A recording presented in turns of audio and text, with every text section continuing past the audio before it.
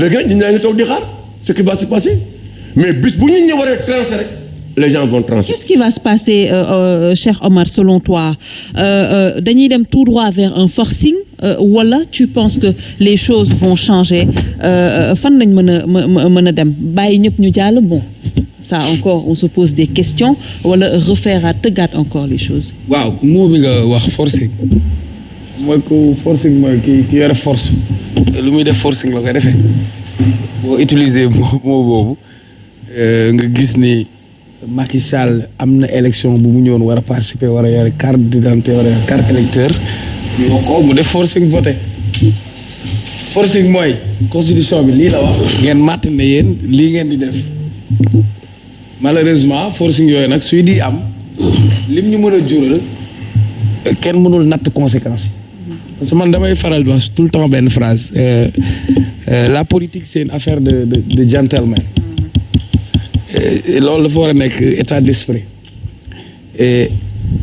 suqat sunu démocratie dafa am ay fondement parce que une démocratie warul nekk inclusive warul nekk exclusive maanaam waruñu bedd ñenn ñi génnee ñenn ñi démocratie normale c'est permettre à tout un chacun mu participer ci jeu politique mais xam nga soo ñëwee nga ne da nga indi ay filtre bu doon da nga bëgg rationaliser nee nga da ngay wàññi say dépenses c'est simple il fallait au lieu ngay wax dama amoon 46 listes naa rationaliser nga indi liste boo xamante ni nit ñi dans la sous-région les gens votent parce qu'il y a uniquement une liste chacun coche ki nga xam ne moom nga soxla. Il y avait moins de dépenses. Bulletin unique merci bulletin unique donc ici la volonté c'était pas rationaliser les dépenses liées aux élections mais ici la volonté c'est de faire une sélection comme je vais emprunter la phrase à Guy Marius Sagna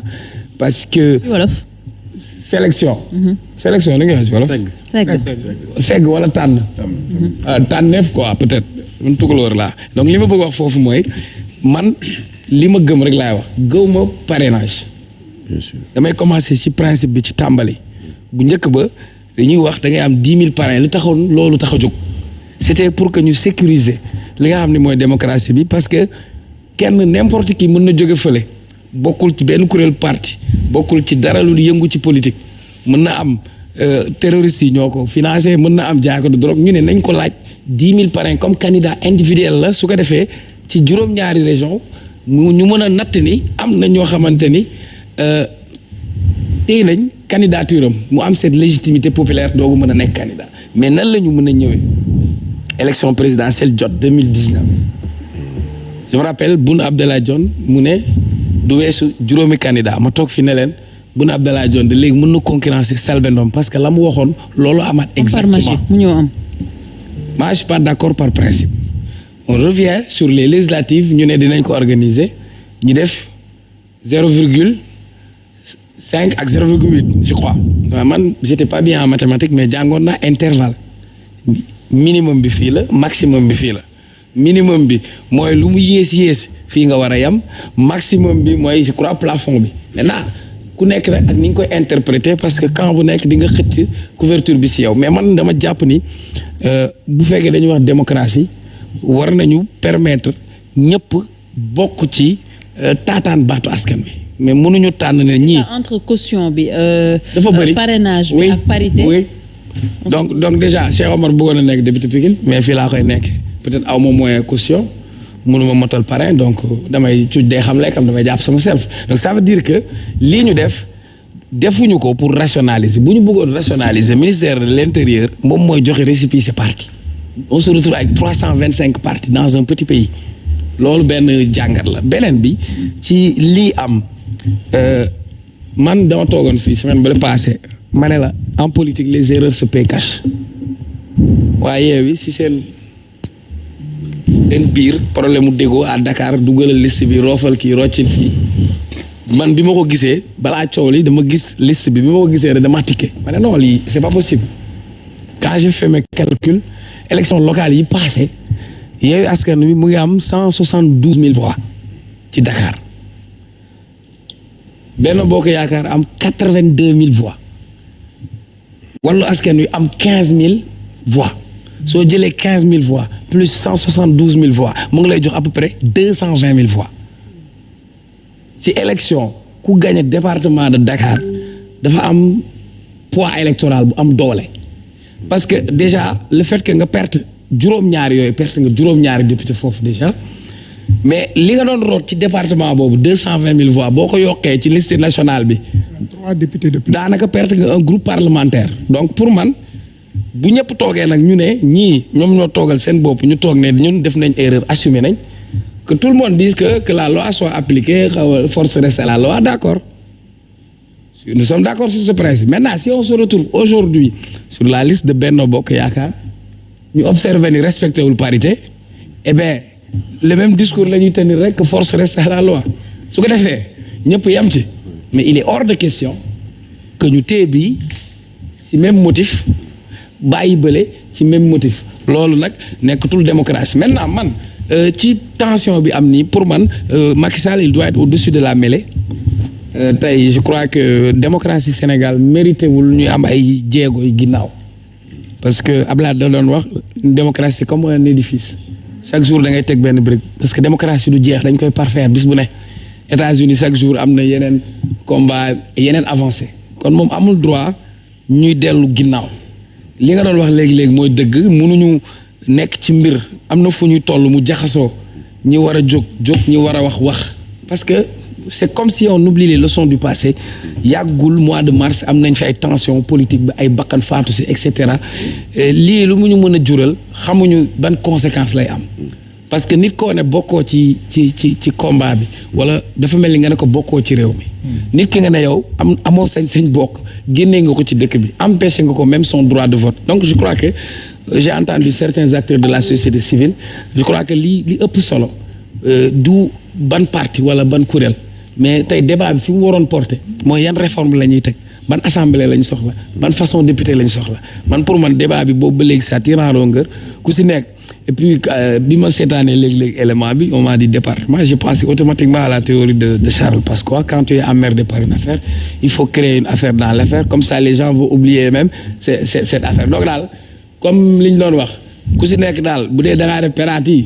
non bu ñuy dóoree carton rouge même tacle bi la def penalty ki defaat penalty nañ ko dóor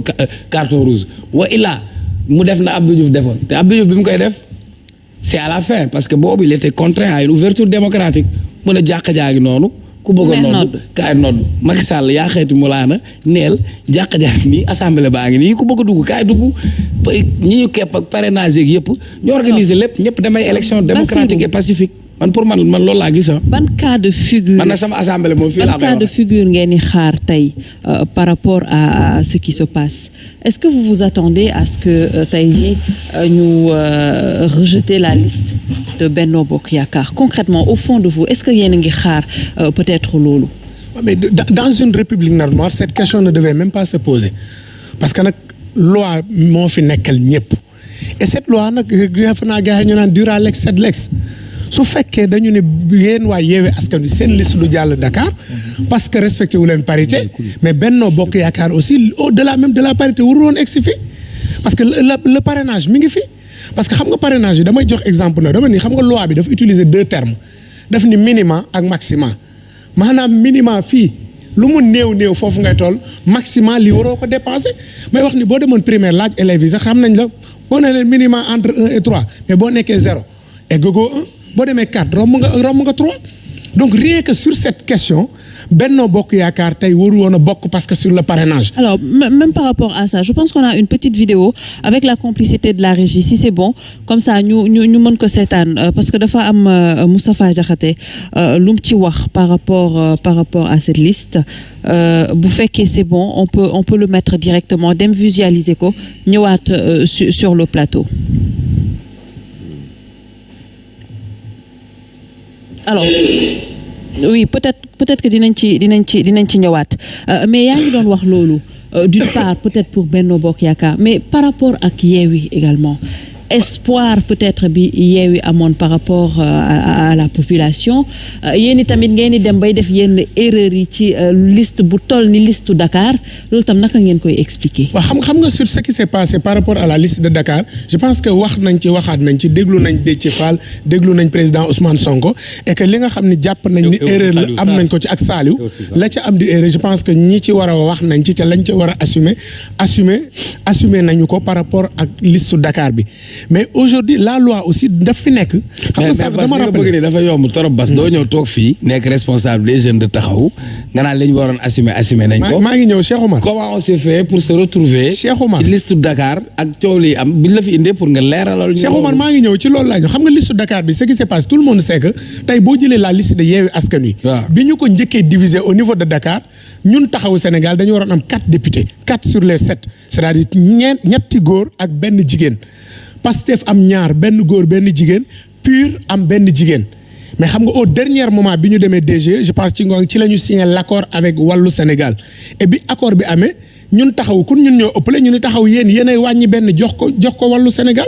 ci biir négociation yi ñu ni Wallu jigéen ngeen war a indi Wallu ni góor la ñu nekk ci waxtaan boobu est-ce que Wallu dafay indi jigéen wala dafay indi góor mais ñëpp xam nañu bi ñu demee ba guddi instruction yi nga xam ne jox nañ ko mandataire bi conférence des leaders à l'occasion le président Khalifa Ababacar Sall mooy que il faut prendre une décision pour que suñu liste bañ a foreclose et ci la ñu décidé ni génne leen Pala Samb ngeen mettre Ngone Mbeng qui est adjoint au maire au niveau de Dakar c'était les instructions qui ont été données au mandataire pour que liste bi ñu mën ko dugal et je pense que Déthié wax na ni moom instruction yi nga xam ne joxe na ko Saliou Sarr c'était à ce que ñu déposer cette liste Saliou joxe na version am ni moom itam déposé wul liste kii ni déposé mais lu ci mën a am solo ñun waa Dakar li ñu jàpp mooy aujourd'hui notre liste warul woon a toll ci situation bii parce que nag boo ko seqee koo xam ni boo deful sax mu sosal la boo ko mayee benn brèche du la ko jégal. c'est ça aussi la il y a eu la responsabilité également de Khalifa Ababacar Sall bu ñu pointé du doigt parce que même bu fekkee kii di Ousmane Sonko génn na peut-être blanchir ko carrément moom ak Déthié Fall ak Sarr ñu bëri ci biir Yewwi Askan Wi si seen coalition ñu ngi pointé du doigt kii di Khalifa Ababacar Sall. au contraire dama jàpp ni ñooñu koy pointé du doigt dañ ko waroon a remercier. parce que Yewwi Askan Wi damay rappeler ni c'est une coalition boo xam ne dafa organisée. dafa am ay kuréel yoo xam ne ñoom ñooy def liggéey bi ñuy jógee ci local yi dafa am ñetti kuréel yu am solo. dafa am li ñuy wax commission nationale des investitures bu président Habib Sy jiite. am commission nationale des affaires électorales bu Déthié Fall yore ak commission chargée de la médiation bu présidente Aïda Mbodj xam ni processus électoral bi yëpp c'est entre ces 3 commissions yéen ñëpp dégg ngeen Yewwi Askan Wi ñu ne woon dañuy def les investitures au niveau des départements mu am benn coow bu juddoo Pikine président Habib Sy def note daal ni on suspend les investitures au niveau des départements maintenant c'est la commission nationale moom mooy investir sur la base des propositions yi nga xam mooy jóge ci parti yi mais à 72 heures du dépôt des listes Yewwi n'avait pas terminé ses investitures et la conférence des leaders sur proposition du président Habib Sy moo ni nañu proposer président Khalifa mu defal ñu ay investitures pour 2 raisons parce que Khalifa n'est pas candidat. Deuxièmement, vu son expérience, dina am recul nécessaire pour def des propositions. Président Khalifa avait rejeté cette proposition en disant la commission na ko def mais ñoom ñëpp ñu ne ko fi ñu toll dañ lay jox cette responsabilité. Mais est-ce que foofu y a pas conflit d'intérêt su fekkee Khalifa même s'il n'est pas candidat comme vous avez dit il a taxaw il a aussi son appareil il a aussi ses ambitions est-ce que buñ la waxee am séddale booy sédd. est-ce que li ngay séddu par rapport ak ñeneen ñi est-ce que du indi ay difficultés parce que tey gis nañ de plus en plus am ñenn ñoo xam ne ils sont frustrés. foofu xam nga lu tax Cheikh Omar loolu du am difficulté. qui se sont sentis écartés par Khalifa Ababacar Sall tey jii ñun taxawu Sénégal à l'interne dañ jàpp ni cette liste on est sacrifié parce que su Yewwi Askan Wi amoon tey jii fii ñu toll 15 députés taxawu n'aura que 2 parce que sur les 15 premières sur la liste de Yewwi Askan Wi taxaw c'est la 4e position c'est la 9e position est-ce que taxaw aujourd'hui poids électoral mérité wul plus que ça. su ñu demee à 20 députés taxaw n'aura que 3 parce que 19e position la ñëwaat donc moom mi séddale tey waa këram la njëkk a xañ muy taxaw Sénégal parce que ñun jàpp nañu tey bu ñu doon séddale vu ce que taxaw représente au Sénégal on méritait d'avoir plus que ça donc moom bi mu jëlee responsabilité boobu il a été clair et benn contre-proposition moo amoon du MRDS qui dit que bu Khalifa defee investir na ko indi Khalifa leur a dit une confiance elle doit être totale. fi ñu toll amuñu possibilité revenir di consulter chaque leader sur cette question su fekkee loolu je vous rends les investitures et unanimement ñu ni lever nañu réserve bi jëlal nga def les investitures nga yóbbu ko ci Déthié Fall mu dem déposer ko. Et l'autre chose qu'il faudrait savoir si Yewwi compte aujourd'hui par exemple 25 leaders nga war a ranger agencer ces leaders là parité bi ñëw boo xefee de leader ba mujj 50e position lay ne donc ce qui veut dire que tey qui choisit élimine. Et élection dafay répondre à des critères te boo delloo ci charte Yewwi dafa wax les investitures obéissent à des critères bi ci ëpp c'est la représentativité c'est le poids électoral donc président Khalifa Ababacar Sall ci investiture yi mu def ñun jàpp nañu ni expérience am aujourd'hui électorale bëgg na aussi ñu teg ñoo xam ne dinañu tirer la liste mais il a fait le maximum pour placer tout le monde mais ñëpp nag bu ñu nekk ci kaw foog am ku nekk premier am ku nekk 15e. li doon gën a rafet gënoon tey mooy que ñëpp accepté dem dans les départements parce que bi ñu demee ci local yi nag leader yu bari dañoo xeex ku ci ne da nga ni sama liste département ba ma dëkk maa koy jiite waa local bu jotee nga ni département national nga bañ alors que ñi xam politique xam nañ la liste nationale. historiquement c'était une liste je termine c'était une liste qui était réservée aux jeunes aux femmes et aux cadres. En politique la liste nationale ñoo ko moomoon. leader yi yore parti d'habitude dañ leen daan wax dem leen dans les départements ñu réserver jeunes yi femmes yi ak cadres yi la liste nationale. tamit soo déggee ñenn ñi ci frustrés yi parce que man frustrés yi laa leen di wooyu même s'ils pensent que peut-être ils ne sont pas frustrés dañoo ne carrément dafa am ñoo xam ne dañ leen écarté par rapport ak législative par rapport ak élection locale yi ci seen ay département wala ci seen ay commune ñu ñëwaat tey ci législative yi bëgg leen fa yóbbu loolu tax peut-être ñu bañ mais même au-delà de tout ça dafa am peut-être benn rupture bu ngeen woote woon mais suñu jëlee yëpp tey jii dénk ko kenn koo xamante ne biñ ko koy dénk peut-être ñëpp teewuñu woon mais où est la démocratie tous les leaders étaient là-bas. Il y a certains leaders qui n'y étaient pas. xam nga nee na lan mooy démocratie mooy tous les leaders toog ni ko yow la ñu dénk. Oui, mais il y a la démocratie mooy tey jii bu fekkoon te bi ñu ko tegee tey kenn moo ci d'accordul woon mu ni leen su fekkee d'accorduñ ci loolu je vous rends les investitures génn dem ñoom ñëpp ñu d'accord du lu mu laaj du lu mu demandé ñoom ñoo ko dénk liggéey bi et liggéey boobu mu def aujourd'hui jàpp naa ni tey def na lim ci mën def na ci li ma jàpp ni mooy yoon maintenant en matière d'investiture ku ko xam ndegam ci biir benn parti pour nga investir fa dafay am ay coow astamaak nag une coalition composée de plusieurs organisations je vous ai dit tout à l'heure ñun taxaw Sénégal boo duggee suñu biir mais am na ci ñoo xam ne ils ne sont pas d'accord. D'accord. Mais aujourd'hui c'est la loi de la coalition parce que boo nekkee dans un groupe nag tu acceptes de faire des concessions au profit du groupe. Très bien dañuy dem jëli cette vidéo parce que il faudrait aussi que ñu wax ci